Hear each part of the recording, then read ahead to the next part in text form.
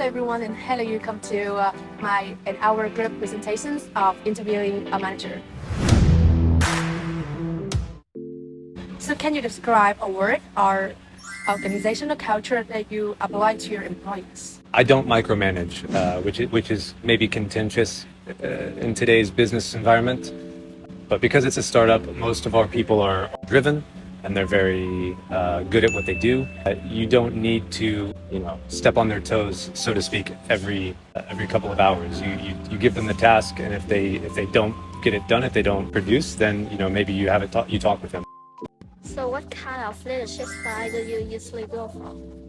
My leadership style is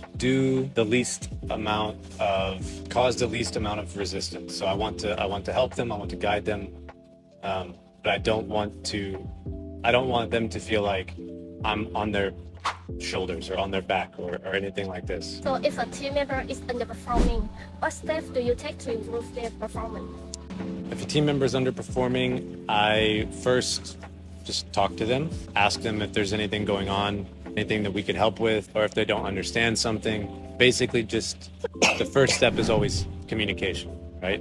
If it continues, then maybe we sit down and have an official chat, and then if it still continues and doesn't get better, then we start looking at forced training. We will retrain them if we need to. And then ultimately, if it just won't get any better, then I guess we would talk about termination. But that's not really happened since the very beginning. So. As you have said about the strategic planning, so how do you ensure your team goals align with the overall company vision? Most people understand the vision, I think. The fewer people you have, the easier that is to manage. When we have new employees, for example, I would probably say the onboarding process, the training process, largely involves explaining that vision. After you have created a strategy for your team, so how do you organize it? Like how do you delegate the work and ensure everyone has clear roles and responsibilities? Or how do you manage the resources within your team to fulfill the goals? Yeah, good question. As I said before, I do think that less management is more in a way. I manage only when I need to, if that makes sense. When we have a new project, for example, that's when I will sit down and delegate a team lead, and I will say, this is what your team needs to accomplish, right? And I will let them decide if they have a team meeting with me or if they do it by themselves, if that makes sense. Here is what role can business leaders play in providing management training?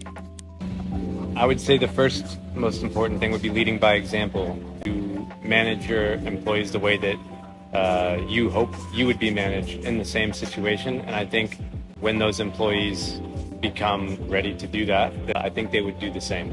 Is there a process for continuous improvement in your managing the employees? One of the methods that we do for that is sink or swim. Especially with our team leads, we'll push them into the situation and say, let me know what you need to get this done.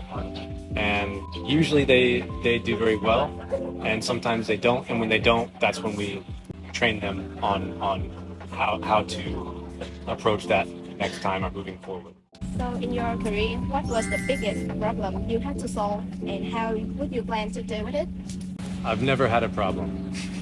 Yeah, boy. I guess the biggest problem was two employees at one point refused to work together. How did I solve it? I basically sat them down in a room, just the three of us, and I forced a conversation between the three of us. We found at least common ground, being civil. I'm not going to make anybody like anybody, but I had to make them at least do their job and be civil if they both wanted to keep working, because they were both actually good employees. So that's how I dealt with that. Can you give us a piece of advice as some suggestions when I want to be a manager in the future? Managing relationships is probably the most important thing for almost any career that you choose in business. So if you're going to be a manager, then perfect. If you're going to be even just a business developer, right? A lot of your job is going to be how do you manage your relationships with your superiors, with your colleagues. So I would say the number one thing you should focus on is definitely relationship management. That's how I would suggest.